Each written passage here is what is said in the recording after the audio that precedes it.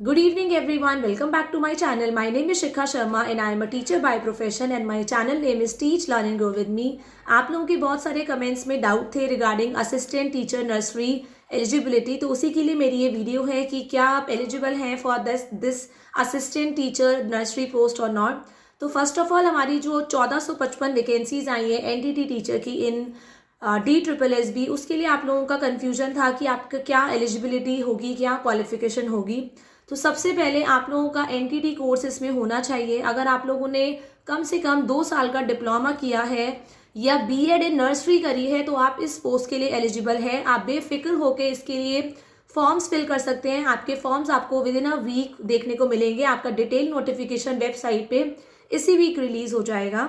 And after that आपकी एक और क्वेरी थी कि डीएलएड वाले एलिजिबल होंगे या नहीं। सो नो, डीएलएड वाले एलिजिबल नहीं होंगे क्योंकि डीएलएड जो होती है आपकी प्राइमरी क्लासेस के लिए होती है, that is for classes 1 to 5। तो इसके लिए आप एनटीटी के लिए एलिजिबल नहीं है। थर्ड थिंग, आपकी एज लिमिट क्या होगी। तो आपकी जो मैक्सिमम एज लिमिट होती है एनटीटी के लिए वो 30 ईयर्स होती है। तो अगर आप 30 ईयर्स में लाई करते हैं तो आप इस पोस्ट के लिए एलिजिबल हैं। अदरवाइज अगर आप लोग किसी एससी कैटेगरी या एसटी कैटेगरी या OBC category, physically handicap, divorced women या आपकी फिजिकली हैंडीकैप है, तो अगर आप इन सारी कैटेगरीज में लाए करते हैं तब आप लोगों को एज रिलैक्सेशन मिलेगा एज पर गवर्नमेंट रूल्स। अदरवाइज आपकी जो मेल और फीमेल की कैटेगरी है फॉर अनरिजर्व कैटेगरी, आप लोगों की 30 years is the age limit. Then आपकी नेक्स्ट क्वेरी थी कि आपकी हमारी टीजीटी की वैकेंसी, पीआरटी की वैकेंसी कब तक आ जाएगी। अभी 9 जनवरी से लेके 7 फरवरी तक तो आप लोगों की पीजीटी और एनटीटी की वैकेंसीज की फॉर्म फिलिंग है। DSSB जो होता है कभी भी इतनी सारी वैकेंसीज एक साथ नहीं निकालता है। DSSB में अगर आप लोगों ने पहले का पैटर्न देखा हो, इसमें वैकेंसीज जो होती हैं कुछ टाइम पीरियड के बाद आती हैं। अब जैसे आपको पीजीटी और एनटीटी की वैकेंसीज का नोटिफिकेशन इस वीक देखने को मिलेगा एग्जैक्टली। अब अगर आप लोगों को इस वीक आपका एनटीटी पीजीटी का आ गया, उसके अगले 10 दिन के अंदर आप लोगों को टीजीटी की वैकेंसीज देखने को मिलेगी। एंड अगर अगले उसके 10 से 15 दिन के अंदर आप लोगों को पीआरटी की वैकेंसीज देखने को मिलेगी। तो आप ये मान के चलिए कि जनवरी एंड तक या फरवरी मिड तक आप लोगों को सारी वैकेंसीज देखने को मिलेंगी और अगले 3 महीने के अंदर अंदर आप लोगों के एग्जाम हो जाएंगे। अपनी प्रिपरेशन में बिल्कुल भी ढिलाई मत छोड़िए। अब आप लोगों को अभी तक नोटिफिकेशन का वेट था, आपको ग्रीन सिग्नल चाहिए था DSSB की तरफ से।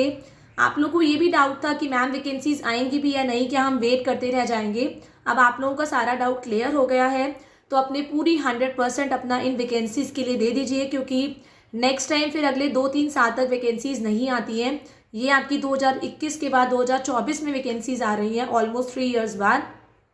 अब ये अगले अगर 26-27 में आएंगी तो काफ़ी सारे कैंडिडेट्स ऐसे होंगे तो आउट ऑफ एज लिमिट हो जाएंगे, आप लोगों की एज निकल जाएगी। एंड काफ़ी सारे कैंडिडेट्स ऐसे होंगे जो अपना शायद लास्ट टाइम एग्ज़ाम देने वाले होंगे। तो अपना कुछ भी मत सोचिए, सब कुछ भूल जाइए, सिर्फ अपनी फोकस अपनी स्टडीज़ पे कीजिए और अपना 100% दीजिए। बाकी सब कुछ भगवान के हाथ में छोड़ दीजिए। अगर आप लोगों के पास, आप लोगों के लक में होगा, अगर आपकी मेहनत में ज़रूर सच्चाई होगी तो definitely you will get the job.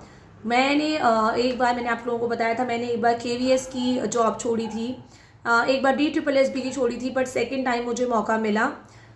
तो उसके लिए I am very very thankful to God. तो आप लोगों को भी मौका फिर से मिल सकता है। तो don't lose hope until the end, एकदम एंड तक आपको होप नहीं छोड़नी चाहिए। And all the best for your preparation and still if you need any kind of advice, any kind of suggestion, you can always ask me in the comment section. Thank you everyone. Have a nice day.